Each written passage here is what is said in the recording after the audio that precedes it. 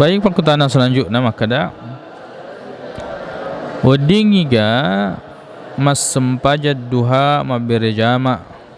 Apakah boleh hukumnya salat duha berjamaah?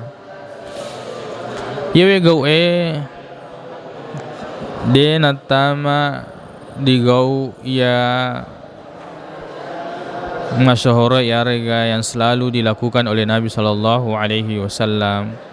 Ne kia pura nabi go Nabi Muhammad sallallahu alaihi wasallam ya, hadis surat Bukhari bahwa Nabi sallallahu alaihi wasallam pernah melaksanakan salat ishtad dan nahar pada saat itu mana hari sangat terik. Jadi diperkirakan itu adalah salat duha. Kan Nabi go Nabi sallallahu alaihi wasallam sempaja ri salah sewa bolana sahabatna ya itulah Itban ibni Malik al-Ansari.